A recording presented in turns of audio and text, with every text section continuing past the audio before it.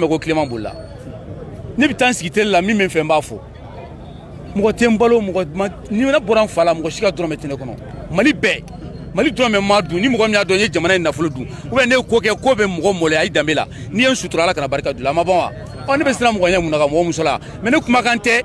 mamudu ko ne fari mudu nga kramo di u kana fo ku ba mbla nyona me min fo malo dro u kana demso nga burudi wuluma parce que mi a fo ni afura ko chen to a to te tungono wa chemi a to nya o ka Abdul Nyang ne afo nta do ni chenru mais ni Abdul Nyang ne afo ne ba Abdul Nyang mi do professeur o chokro bani na bula ne te ne ta Abdul Nyang wara do mali kono mais na sura kaleru ka ki te la fait donc ebolo abi ki i piégera o ya ke do ya denga ke mais ou va ta dron ka truquer ka vo do comédien do bi ni voilà digi o te problème yo mais fait ne ta do ko le ne ga téléphone parce que receive ko téléphone ni na téléphone ko le o ta ka tanu e ka to fin et ni ga nyanga téléphone ko fuli o ta ka tani wolo ma ka ni so numbo ko no ka kla ko no blane krefe yoro la ne ma bo shi kalama kile flana iba ba fo nyana ko nu ka to kan fo ka fo ka jia sabu ne be to kan nyuma fo Koko, Mamoudou ko sort dans le pont. Aïe, qu'on veut galon nana, comment il nous fera comme on toque en frania, on sort sur un pont, on sort pas dans un pont. Le moment où nous avons été dans la charia baraka la calègue à plein de ça. Tu aurais malou juju là, ça m'a fait une démission à Bourou Oulouma.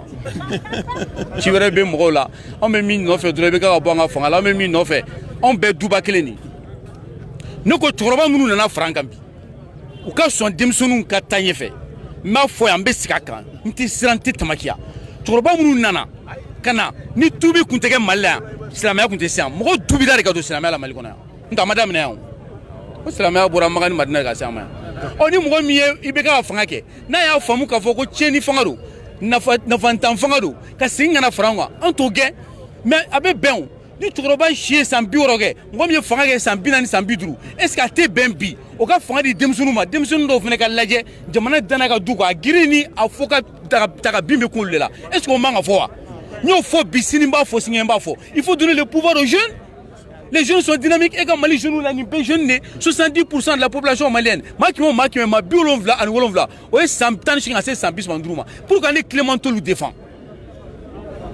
Faut nous même miato ala, ne douter miato ala. Merci beaucoup Clément. Damele. Et vocal ko menye min fo ibekama. Min tirana nimbela. Nye min fo ibekama chiena. Uma vocal le takato di ibekama oro majen. Ça vous ne kuma do fo Abdou Nyang wo vocal takata di begama. Nye do to fo téléphone na. Munu bura majorité présidentielle la. Munu me ku chuni begay. Ala ka to RPM ni majorité kono. Munu me ka bo kana franka. O ne daklara na ko fo téléphone na. Ne ame ko vocal do be ne jat kala be ngono ngolledo. Nto o chama no chama to fo. O le be ku chuni bega o te bega faible. Juma do bebe kenaka.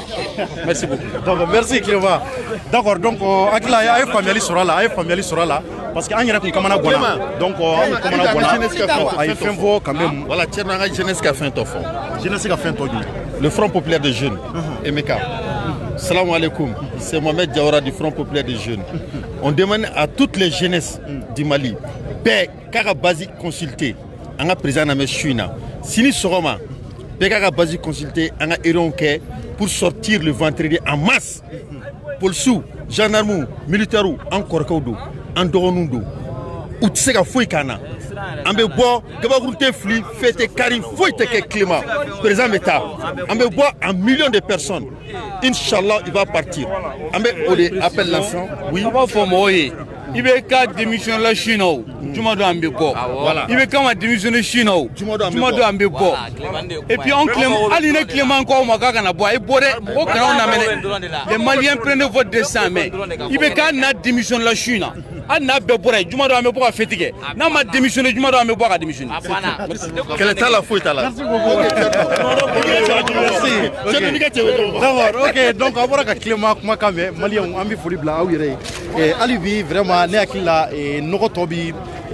nogotomu mi kuma la akila chama fora la. Donc alibi jefa ka ben kerefe anya ban fa do fana nan kerefe ambi kuma dale wani fa so mo ko beri. Basi fuite la. Basi la. To do manjam. To ka Amadou Touré. Amadou Touré. Donc e fana nana muɲini keneka ani ko nana la ini muɲini parce que bɛɛ b'a dɔn jamana bɛ cogoya min na sisan jamana in ka gɛlɛn ko bɛɛ cɔrilen don ayiwa an kɔni an bɛ degu ka kuma lamɛn a mana mun fɛ kana bila sira min fɛ an bɛ t'o sira fɛ parce que an y'a dɔn cɛkɔrɔba minnu a ka hakilina ka kɛnɛ a tɛ k'an bila violence la il est non violent donc jamana la ala bɛ cogo min na a b'olu nɔfɛ a ka yɛlɛma parce que an sɛgɛnna école jɔra balo tɛ mɔgɔw bolo mɔgɔw sɛgɛnnen don bɛɛ sɛgɛnnen don Bamakɔ yan hali n'a ma fɔ an b'a dɔn donc a bɛ ka laɲini min ɲini sisan laɲini ɲuman don pour que jamanadenw bɛ se ka lafiya cogo min a b'o laɲini de ɲini an yɛrɛ b'a k'o la voilà. D'accord, donc o b'a yira kuma minnu fɔra bi a taara Jimi sira fɛ. A taara Jimi sira fɛ a ye mun fɔ tiɲɛ don bɛɛ b'a kalama an bɛ se ka ban de sinon tiɲɛ don jamana bɛ yɔrɔ min na sisan il faut un changement pas seulement le président de la République ni les ministres mais il faut qu'ali malien yɛrɛ fana ka changer parce que n'i y'a jateminɛ ka bɔ 91 la ka na sisan malien cogo tiɲɛna malien danbe t'a la bilen i y'a faamuya fɔlɔ an tun bɛ siran fɛn mun ɲɛ an tun bɛ siran yuruguyurugu ɲɛ an tun bɛ siran nkalontigɛ ɲɛ an bɛ siran suɲɛni ɲɛ bon o de ye malien talan ye bi ayiwa il faut que malien yɛrɛ fana ka changer profondément malien yɛrɛ ka changer an k'an jogo falen an k'an yɛrɛbakun sanuya ayiwa ka fara ni jamanaden minnu fana b'an ɲɛma minnu fana jamana ci ka d'an ma ayiwa je pense que ko bɛ se ka sɔrɔ ka taa ɲɛ kosɛbɛ voilà alhamdulillah ne tɔgɔ Amadou Touré Semas ne bɛ Semas commune 6 la Semas commune 6 merci beaucoup Touré merci donc Jafara i bɔra ka kɔrɔfɔw mɛn maliyɛnw vraiment nin waati in na bɛɛ bɛ k'an lajɛ diɲɛ fantan naani fɛ donc i y'a ye k'a fɔ laɲini ye fɛn kelen pewu ye ko juma nata in ko bɔli ka kɛ ko laɲini ko sabula degun bɛ jamana kɔnɔ bɛɛ b'a dɔn o ye tiɲɛ ko sabula denmisɛnninw kalanko k'a ko walakatara fura dɛsɛmɛ ka sɔrɔ a la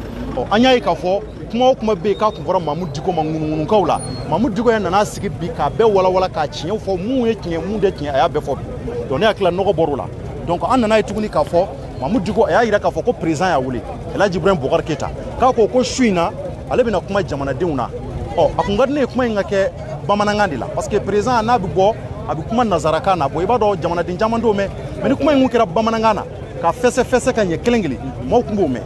nka komi président c'est-à-dire que français de ka d'a da kɔnɔ ka se ka fɛnw fɔ donc i yɛrɛ bɔra k'a ye bi semence kɔnɔ maaw wulilen bɛ k'u jɔ donc e ye mun faamuya kɔrɔfɔ mun n'a tɛmɛna i yɛrɛ ka gafew kɔnɔ i sera ka minnu sɛbɛn. Voilà, Thierno n b'i fo k'i waleɲuman dɔn n b'a lamɛnbaga bɛɛ lajɛlen fo effectivement comme an yɛrɛ y'a fɔ cogo min na ouverture média an tɛ kunnafoni o kunnafoni bɛ tɛmɛ an ka chaîne kan an bɛ wuli ka taa kɛnɛ kan de ka taa ɲɛɲini o de hokumu kɔnɔna la walasa an lamɛnbaga minnu bɛ minnu b'an lamɛn u ka se ka kunnafoni ɲɛnama sɔrɔ ka sɔrɔ namara t'a la turukɛli t'a la Thierno n bɛ se ka mun fɔ nin wagati in na n yɛrɛ ne ɲɛso caman ta kuma caman fɔra n y'a bɛɛ noté donc a ka kan n'an bɔra yan an bɛ taa décryptage kɛ c'est à dire kuma minnu kɛra an bɛ taa ka taa ɲɛfɔli kɛ a caman na mais n bɛ se ka mun fɔ dɔrɔn an y'a ye k'a fɔ ko kuma caman bɛ fɔ k'a fɔ ko M5 RFP mɔgɔw ko u farafalelen don ko fɛn caman b'u ni ɲɔgɔn cɛ ko Mamudu Diko ni u tɔw tɛ ɲɔgɔn kan fɔ mais an nana kɛnɛ kan ka na lajɛ bi an y'a ye k'a fɔ ko o kumakan in a ma sabati tiɲɛ t'a la parce que Mamudu Diko yɛrɛ bɔra a ye kuma caman fɔ a y'a jira k'a fɔ ko d'ailleurs a y'u félicité parce que a y'a fɔ cogo min na comme an y'a fɔ kabiri ko daminɛ la Mamudu Diko ye caution morale de caution morale tɛ dɔwɛrɛ ye ale tɛ parti politique la nka u bɛ ka idéologie min défend u y'a parrainé ta k'a d'a ma ko n'a bɛ kɛ u b'ale de consulter donc a fana b'o jɔyɔrɔ in de la wa a y'a jira fana bi k'a b'o jɔyɔrɔ in de la a ka kɔrɔfɔ yɛrɛ kɔnɔna la a y'a jira k'a fɔ ko u kun ye demande mun kɛ n'o de tun bɛ tali kɛ ko président ka démissionner a n'a ka régime bɛ ko u ni diɲɛ maa caman kumana o échange kɔfɛ ale y'a ɲini M5 RFP mɔgɔw fɛ k'a fɔ ko vraiment hali ka dan mɔgɔw ye wulikajɔ mun kɛ walasa nin ko in bɛ se ka dabila cogo min na u k'a lajɛ ka u ka demande u k'a yɛlɛma k'a kɛ fɛn wɛrɛ ye u ye demande de yɛlɛmala k'a kɛ memorandum ye donc o memorandum ko o de taara ka taa président fɛ yen bon M5 RFP mɔgɔw y'a jira k'a fɔ ko président y'u mépriser o tɛmɛnen kɔfɛ k'ale ko an kɔrɔ n y'a ɲini fɛ comme e yɛrɛ i nana i ye n wele n bɛ se ka mun kɛ parce que ne ye imamu de ye n ka rôle ye mun ye n y'a kɛ wa e yɛrɛ bɛ se ka mun de to ne ou bien e bɛ se ka mun de kɛ nin ko la k'a ko ale ma ko bon ko ni ala sɔnna a ma bi a bɛ bɔ ka welekan bila jamanadenw ma kumakan min b'a bolo k'a b'a lase jamanadenw ma Thierno i y'a fɔ cogo min na dɔrɔn an b'a ɲini voilà donc n'an sera plateau kan an b'a tɔ walawala mais i ye kuma dɔ fɔ n b'a fɛ k'o fana kuma in sɔnji o ye mun ye an b'a ɲini président Ibrahim Boubacar Keita fɛ ni a bɛ bɔ a bɛna kumakan fɔ jamanadenw ye a k'a kumakanw kɛ tɔ bamanankan ye Thierno an bɛ bamanankan de mɛn o mais est ce que président bɛ se k'o fɔ ka ɲɛ président kan k'a fɔ n'a tɛ se k'a fɔ an y'a bila an kun na an y'a bila maliyɛn den de don n ko maninka tɛ yan maninka bɛ se ka dɛsɛ k'o fɔ wa ne den de don a tɛ se ka dɛsɛ k'a fɔ k'a bɔ ayi a tɛ se ka dɛsɛ donc a ka bɔ ka kumakan fɔ mɔgɔw ye an bɛ se ka mun faamuya c'est à dire que Thierno an ka laɲini tɛ foyi ye Mali ka basigi Mali ka basigi ninnu minnu wulila bi u bɛ ka wuli de Mali ka basigi de kama ale président Ibrahim Bakar Keita fana min bɛ yen a fana ka laɲini ye ko jamana ka basigi bon ni jamanadenw fila ni ko dɔ b'aw ni ɲɔgɔn cɛ ni a ye furugufurugu kɛra bɛnkan tɛ ka kɛ a b'a ɲini ka sigi ka fɔ de kɛ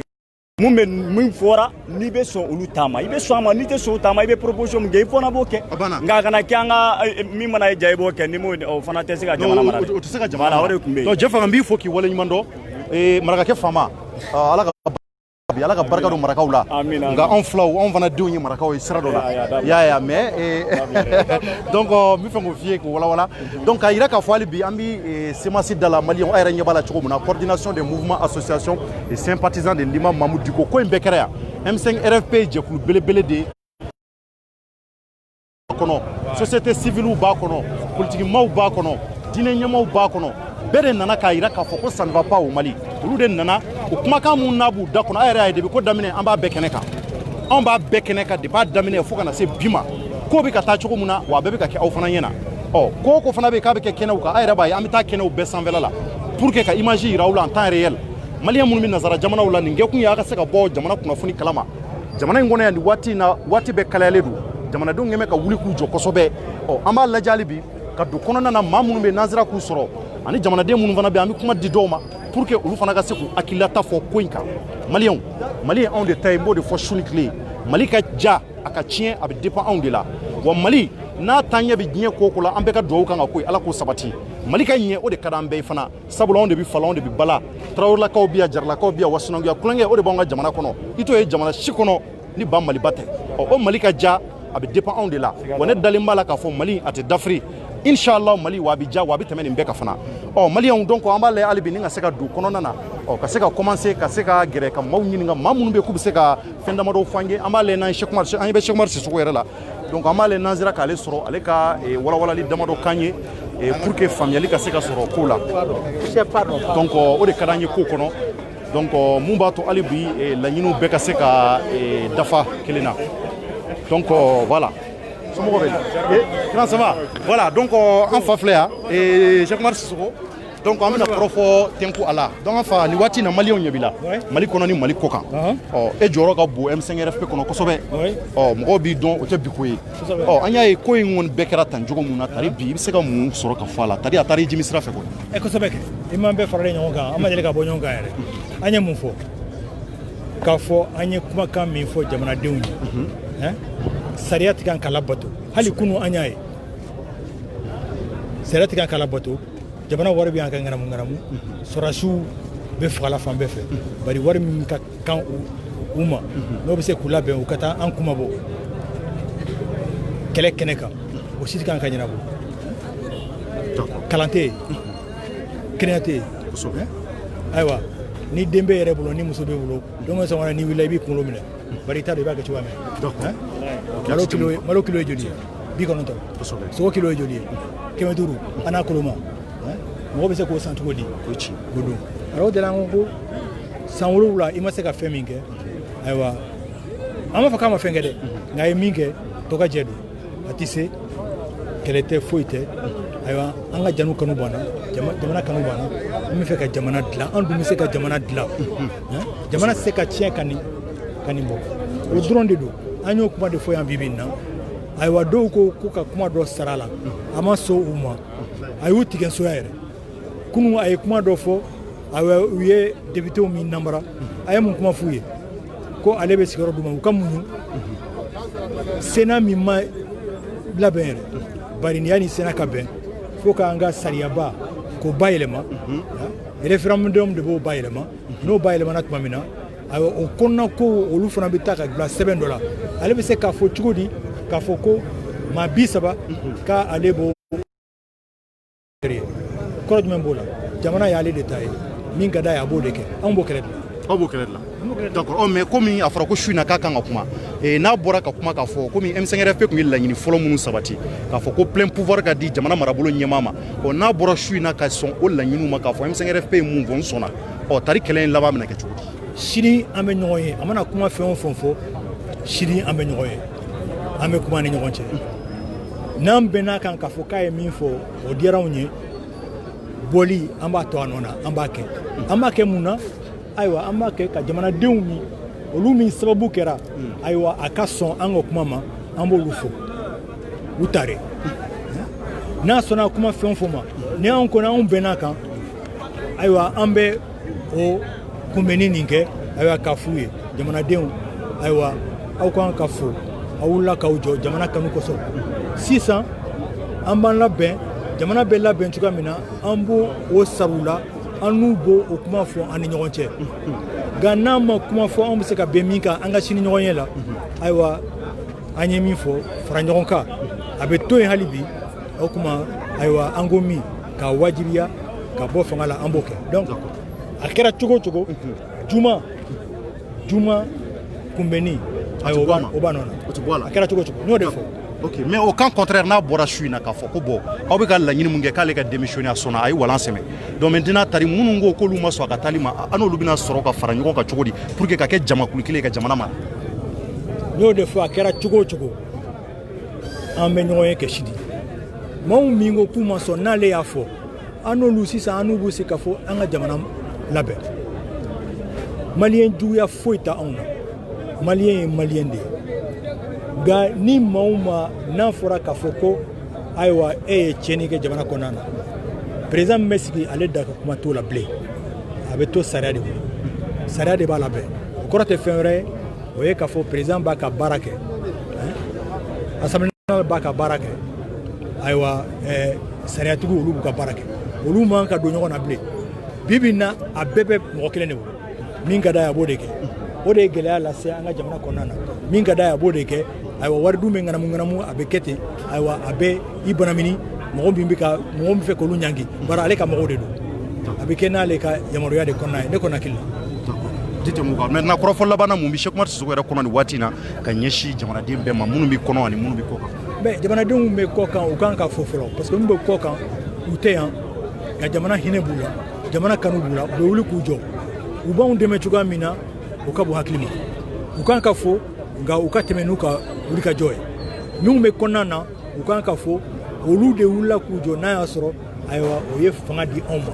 o ye jɔyɔrɔ di anw ma o y'a to ayiwa anw an tɛ da an tɛ sunɔgɔ fɛn wɛrɛ tɛ ayiwa u y'an faamuya k'a fɔ ko jamana bɛ gɛlɛya min kɔnɔna na sisan fo ka yɛlɛma de o kosɔn ayiwa u kan ka fɔ o la fɛn min kan ka fɔ bɛɛ ka wuli k'i jɔ maa si man k'i jɔ ni jama bɔra ka caya ni 19 juin ta ye diɲɛ bɛɛ b'a faamuya k'a fɔ ko malidenw banna ayiwa i bɛ kan na ka jamana anw b'o o de ɲini mɔgɔw fɛ u k'u cɛsiri n'a ma sɔn fiyewu fiyewu ka bɔ a nɔ na ayiwa an b'a f'u ye u ka to an bɛ juma su kɛ fo sibiri ayiwa n'an bɛnna min kan an b'a f'u ye n'an ka to yen an bɛ to yen nka min kɔni don sariyaba bɛ min fɔ ayiwa a ka article 121 ayiwa ko ka banbagatiya kɛ baara kana kɛ yɔrɔw ka minɛ o kɔni an ka sariyaba ye o layidu d'an ma o layidu ye min ye k'a fɔ foyi tɛ se ka kɛ jamanadenw kɔ jamanadenw n'an y'an ka sariya lajɛ a kuma fɔlɔ min bɛ fɔ a bɛ fɔ de k'a fɔ ko fanga yɛrɛ yɛrɛ ayiwa jamanadenw de ta don jamanadenw bɛ fanga kalifa ayiwa jamanatigi dɔ ma a bɛ fanga yɔrɔ dɔ jira fanga di jamana tuloma yɔrɔ dɔ ma nka n'a yɛra k'a fɔ ko u sisan k'a bato ayiwa fanga min kalifar'u la a ka kan jamanadenw u ko fanga nin bɔsi o bɛ sariya kɔnɔna na an bɛ fɛ k'o de kɛ. D'accord, merci beaucoup. D'accord, ɲininkali laban donc voilà donc maliyɛnw a bɔra ka Seku Umaru Sisoko ka kɔrɔfɔ mɛn donc maintenant hali bi an bɛ a lajɛ ni ka se ka don kɔnɔna na an bɛ video laban kɔnɔna na parce que an ɲɛ b'a la Kaoji min bɛ yen an b'a lajɛ kɔrɔfɔ kelen bɛ yen n bɛ fɛ k'o tɛnku ale la pour que ka se k'o dɔn kosɛbɛ ani ka fara Sulemani Danbele kan ni ale de karimɛ ɲɔgɔn na donc équipe bɛɛ selen don Ouverture Media équipe pour que ka se ka na kow ɲɛdɔn hali bi donc an b'a laban ni olu ka kɔrɔfɔ ye ni faamuyali sɔrɔla mun na an bɛ sɔrɔ ka a kun cɛ o la n ɲɛ bɛ imam kumatɔ la imam Umaru Jara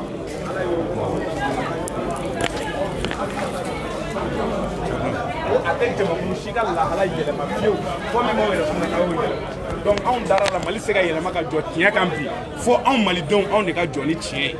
fo anw de ka jɔ ni danbe ye fo anw de ka jɔ ni hɔrɔnya ye jamana in tɛ se ka kɛ foyi ye fo n'anw y'a kɛ ni min ye donc o de la nin ko in kɔnɔna na an b'o de ɲini anw taara président fɛ yen kunun a ye Sénat proposé an y'a yira la k'a fɔ an ka population ye danaya min da anw kan foyi tɛ se k'o falen ni député dɔwɛrɛ tɛ donc an n'a ka kuma farala o de kan Ala k'an bɛɛ sababa ma.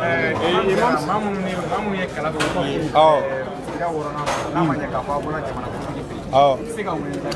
ni Ala sɔnna ma a b'an kunna inshallah don n'a nataw la a tɛna janya ka essayer ka hali point de presse kɛ ka kibaruya d'u ma sabula danaya de anw élu commune 6 kɔnɔ yan sinon tuma anw ni minnu cɛ u yɛrɛ ɲumana ko milliardaire den ani parti au pouvoir parti c'est-à-dire commune 6 parti bɛɛ farala ɲɔgɔn kan ne ni IRD 2 de kun don donc n'i y'a ye anw gagnera ne b'o de fɔ jeunes bɛɛ ɲɛna an k'an jija an ka kɛ ladiriw y'an sigida la an k'an jija an ka kɛ danayamɔgɔ y'an sigida la o danaya de y'a to anw ka liste in passera donc ne b'o kelen de ɲini maliyɛnw fɛ hali an bɛ yɛlɛma min nɔfɛ ni yɛlɛma in kɛra anw minnu ye malidenw ye an k'an jija an ka cɛsiri fara an yɛrɛ ka yɛlɛma kan an yɛrɛ kun na ni bɛɛ y'i ka da fura k'a jɛ a ka ca Ala fɛ dugu bɛ jɛ ni dugu jɛra o cogo la jamana bɛ jɛ ten donc o la yɛlɛma min bɛ yen n'an b'a nɔfɛ n'an bɛ k'a ɲini ɲɛmɔgɔw fɛ an bɛɛ kelen kelenna k'a jija an yɛrɛ fɛnɛ k'a adopter an ka yɛlɛmaya la ne y'o tɔnɔ de ye nin élection in na commune cɛ ani muso bolo u tugura an kɔ ka danna ka sɔrɔ wari tɛ sanu tɛ foyi tɛ o victoire yɛrɛ kama ne yanni campagne ka daminɛ a y'o de fɔ an ɲɛna donc o kɔrɔ alimami tɛ mɔgɔw bila k'a taa nin kɛ o kɛcogo la hali n'i y'a jateminɛ M5 créé ni bi cɛ jama min filɛ nin n'i kun y'a di cɛ wɛrɛ ma min tɛ Imam Mamadu Diko ye sama sɔrɔ kuma wɛrɛ bɛ ka fɔ jamana kɔnɔ c'est ça un leader k'a dɔn ko se b'i ye ka taa n'a ye nɔgɔya sira kan bon an bɛ fɛ président Ibrahim Boubacar Keïta k'o de faamu maaw bɛ ka taa nɛgɛ ni kuma wɛrɛ min ye kɛrɛfɛ u bɛ ka min fɔ a ɲɛna tiɲɛ tɛ dɛ nin jama min filɛ nin Ala barika la ni nin ko k'a bɛ ko kɛ bi Mali kɔnɔ tiɲɛ na a bɛ se k'a kɛ mais a bɛɛ sabalilen don ka tugu imam ka bonya kɔ a bɛɛ sabalilen don parce que an dalen don a la ko Mali tɛ ale ta ye a bɛɛ sabalilen don ka sɔrɔ an dalen don a la ko n'i ko i b'i yɛlɛma kɛ i yɛrɛ ka misali yira donc o de la an bɔra le 5 an taara maa miliyɔn joli an bɔra an taara an tilara kuma min b'an bolo an y'a fɔ an seginna le 19 an bɔra o kelen na donc le 10 bɔli min fɛnɛ filɛ bolodalen filɛ nin ayiwa o kelen fɛnɛ don n'an bɔra an y'o de fɔ jamana sariya a bɛ fɛn min yamaruya an ye n'o ye désobéissance civile ye an ko an b'o fɛnɛ bila o cadre kɔnɔ tout ça c'est pour sauver le Mali. Quel résultat certain vous comptez avoir avec la désobéissance civile? Bon, moi je pense que kuma bɛɛ n'a fɔ cogo don an bɛ don min na i ko bi diɲɛ bɛɛ y'a dɔn k'a fɔ ko an bɛ kɛlɛ min na ko mɔgɔ minnu b'a ɲɛfɛ mɔgɔ hakilimaw de b'a ɲɛfɛ o y'an ka victoire fɔlɔ-fɔlɔ ye victoire fɔlɔ min ni parce que diɲɛ kuma sugu bɛɛ kun fɔra imam ye jihadiste ye kuma sugu bɛɛ kun fɔra faso cila don a bɛna a kɛ tan mais imam sera ka min kɛ ne kalenna Ala la minnu sigilen bɛ hali micro la diinɛ kunda bi k'a fɔ ko a bɛ tan n'i ye nin jama don olu ma ka nin fanga in don olu ma u bɛ min kɛ o tɛ nin ye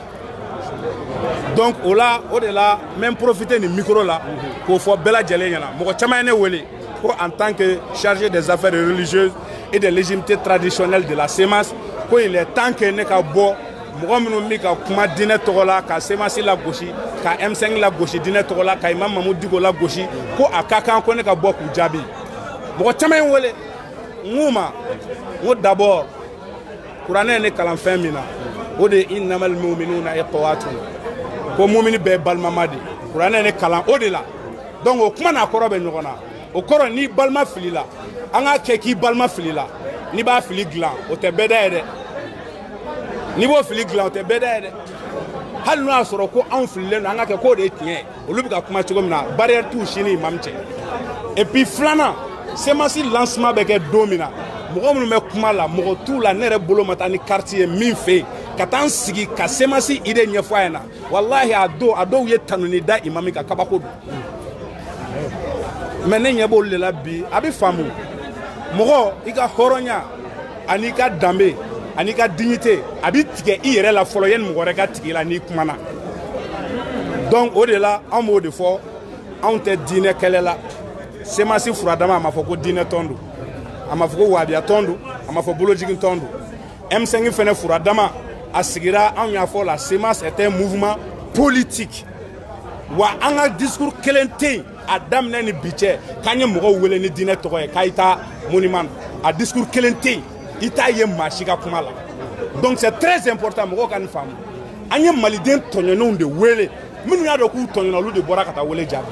donc ni ko b'o cogo la an ka ko in bila o minɛn kɔnɔ an tɛ diinɛ kɛlɛ la anw tɛ mankan kɔ anw balimaw de don an bɛ dugawu k'u ye ala ka hakili ɲuman di an n'u ma ka sigi ka fɔ nɔgɔya an n'u ye ni u y'a kanu ko an bɛ sira min kan k'a man ɲi ala kira kumana o ko diinɛ in de fɛrɛlen don ko unsuru akhaka zaliman aw donc et qui se dit religieux qui veulent quand même avoir la paix, la stabilité, et ils sont prêts à aller discuter avec les autres politiques, avec d'autres personnes, mais ils ne sont pas prêts à venir discuter avec nous. Beba doye kafoko utate dinekwe à la côté, dans mes côtés, don dunta nyini rode. Donc on même maliko de là, on ti moko kele là. O de la nya blanga page sans fait. Moko be semasi kono. Moko be M5 logique kono. Moko be imam Mahmoud Diko ka kanu kono. Machi kana moko jabi ni dine toye kafoko dino be nyokona. Dine te nyokona mali kono. Ante dine kele là. Anga mali tonyona. San wolonfla. Kalan tambolo, dumuni tambolo, san wolonfla, kɛnɛya tambolo, san wolonfla bɛɛ jɛ fanga a kɛra mɔgɔ damadɔ ta ye. San wolonfla kɔnɔ jamana président de la République a ye layidu fɛn o fɛn ta jamanadenw ye k'a b'a kɛ a ma se k'a si kɛ k'a sɔrɔ mɔgɔ minnu b'a la bi k'olu bɛ k'a défendre 2013 olu dɔw b'a la bilahi ne kulo minnu y'a fɔ k'anw bɛ ka gulɔbina dɛmɛ k'anw bɛ ka IBK dɛmɛ non ne tɛ mɔgɔ tɔgɔ fɔ mais a tigiw b'a dɔn a dɔw u ye ne lagosi. Ko on bika tugu IBK ko IBK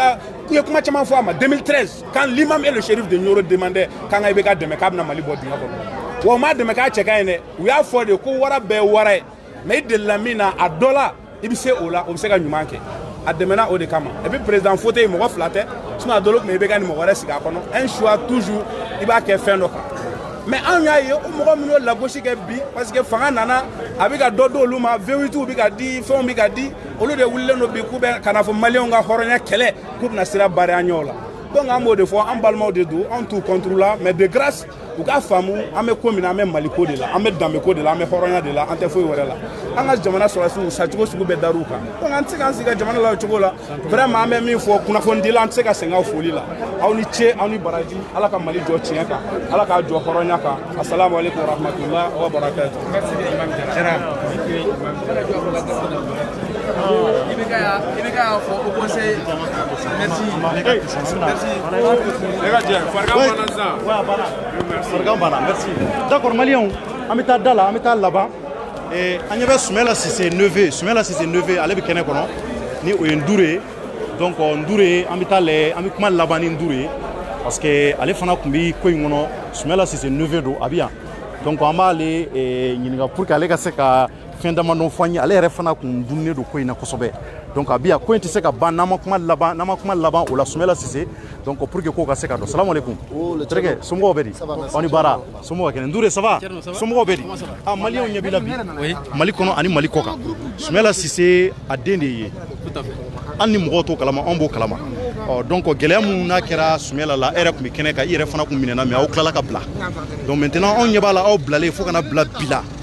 on de avec les kɛmɛ on kɔni kamana kɔnɔ donc maintenant tari Soumela vraiment aw bɛ se ka mun fɔ réellement a ko kan aw bilala cogo mun na fana ma bila o cogoya kelen la c'est à dire i bɛ se ka mun fɔ hakili sigi la comme aw y'a kɛrɛfɛ mɔgɔ ye aw fana kun minɛna a cogoya kelen i bɛ se ka mun fɔ hakili sigi la pour que hali bi an dusu ka se ka Thierno, merci beaucoup hein. Je crois que c'est que ça fait 100 et quelques jours que Soumela Menena. C'est vrai qu'Andi Menena l'ont fait, mais elle a été en blala. Mais ce qu'on peut dire, c'est de continuer à prier pour qu'il revienne très rapidement chez lui. Le président de la République l'a dit l'autre jour, qu'il sait là où il se trouve et que très bientôt il va nous revenir. Les Maliens, la famille de Soumela, les camarades politiques de Soumela, sa famille biologique lui font confiance sur tout cela. Et je crois qu'un bon chef de famille, le président de la République saura donner une réponse à tout ce qui est en train de se dire aujourd'hui pour que Soumela puisse revenir très rapidement. Je sais qu'il est en train de faire beaucoup de choses, mais la famille de Soumela compte sur lui pour que son petit frère puisse revenir très rapidement chez lui à la maison. Il y a beaucoup de choses qui se disent, mais vraiment nous sommes en train d'être suivis. Il est important que nous autres, pour que Kodo kana se ka nyami. Voilà. Mais aw yɛrɛ minɛni tara yɛrɛ ma gɛlɛya sɔrɔ parce que a ma gɛlɛya fosi sɔrɔ. O b'a yira maa minnu y'aw minɛ u bɛ siran Ala ɲɛ. Vraiment, il n'y a aucun problème. On a été bien traité. Fosi b'an sɔrɔ jusqu'à ce qu'on est retourné à la maison. Vraiment, gɛlɛya fosi ma y'a la. C'est ce qu'on peut dire. Geleya foshi. D'accord. Voilà. On va dire alhamdoulilah à Kenya. Alhamdoulilah, on espère vraiment qu'à Kenya qu'il va très bientôt nous revenir. C'est tout ce qu'on peut dire. Vraiment, on a tout à la co. Al-Samba, les Maliens font quoi d'auke. Vraiment que les Maliens prient toujours pour Soumaïla pour qu'il puisse revenir très rapidement. C'est seulement les prières et les bénédictions qui peuvent résoudre aujourd'hui le problème. Voilà. Merci beaucoup. C'est pas facile que nous puissions parler, mais bon, là, j'ai voulu répondre à... Voilà. On m'a invité plateau pour qu'il y ait Inch'Allah. Merci beaucoup. Merci. D'accord, Maliens, on est en Douré, comme en Ballandouré là. Donc, on est à la question d'Amarobi, à Tsekolou Djabi. On a un plateau, on a un briefing badoké pour qu'il y ait Soumela Sissé et Nevedo. Allez, de Soumela Sissé qui fait maille, allez de Baka Kobeke. Donc, on veut qu'aller de Yinga, allez faire un combinena qui fera ton ou Beka, Beblala. Donc, allez de Fleni, qui n'est qu'on a une donc, alhamdoulilah,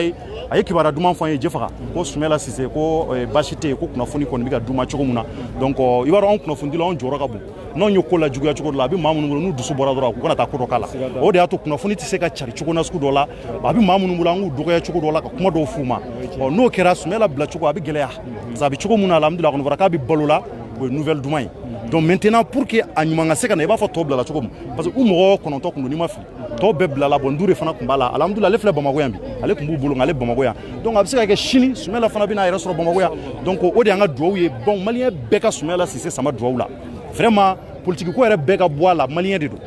Sissé do abi bo e nyafunke jamana dendo ay fenjamange mali et puis encore mo mundo ay jamana ay fenjamanga jamana ko